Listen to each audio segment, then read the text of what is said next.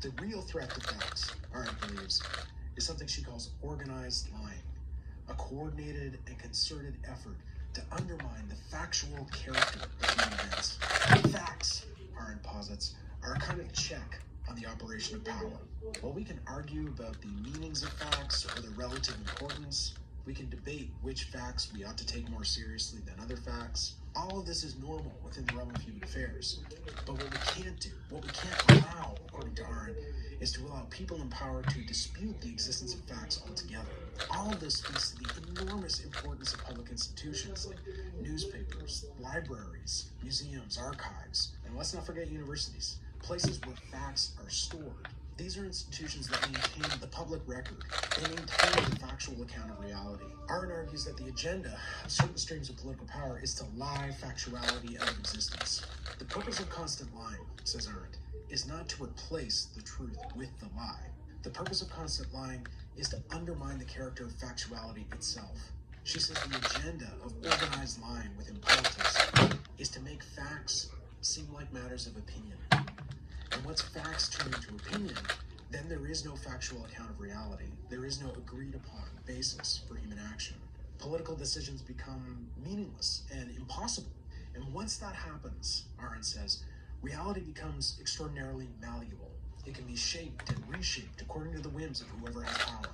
This is the fascist ambition, to render the world into something that can be reshaped into whatever power wants it to be. In other words, the result of a consistent and total substitution of lies for factual truth is not that the lies will not be accepted as truth, and the truth be defamed as lies, but that the sense by which we take our bearings in the real world, and the category of truth versus falsehood as a fundamental means to this end, is being destroyed. It's critical to remember that Arendt, who is a German Jew and fled Europe during the Second World War for America, understands fascism and totalitarianism to be the great threat to human life. Before we conclude, let's talk for a minute about fascism. And one of the reasons fascism is so dangerous is because it's so threatening to our factual account of human events. There are different ways we might define a fascist regime. They typically have dictatorial or authoritarian leaders. They often use nationalist or racist rhetoric, myths of national or racist superiority. And importantly, while fascism is often identified with the far right, Arendt believes that fascism can emerge on the right or the left of the political spectrum. So you could have a dictatorship that's both fascist and communist, for example.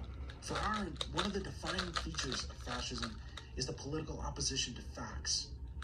Fascist leaders and regimes treat facts like enemies. We need to be especially watchful for this, because if governments are not required to respect facts, they become radically free. They have the capacity to say things and then claim they never said them.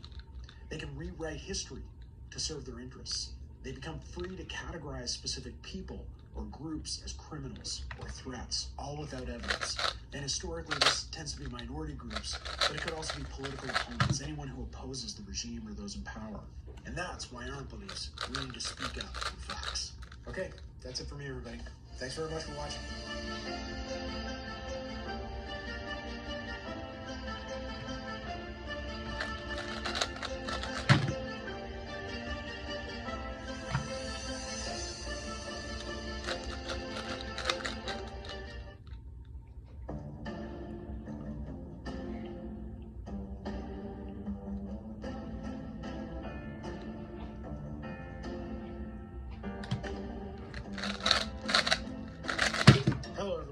Today we're going to be talking about Hannah Arendt's Eichmann in Jerusalem. So Arendt is a profoundly important thinker. She's so useful to us, especially when we're thinking about the evils of totalitarianism.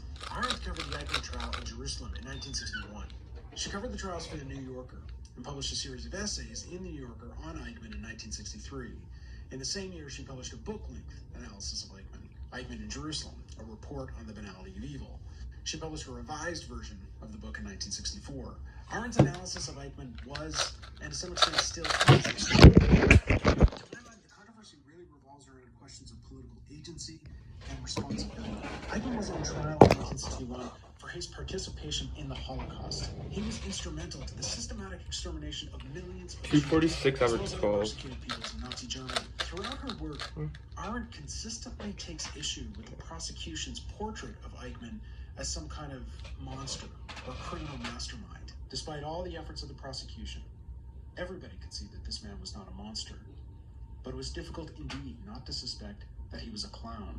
It's this characterization of Eichmann as a clown that drew a lot of criticism. One could argue that in portraying Eichmann as a fool, portraying him as a joke, or in goes too far. Her characterization of Eichmann is accurate or not.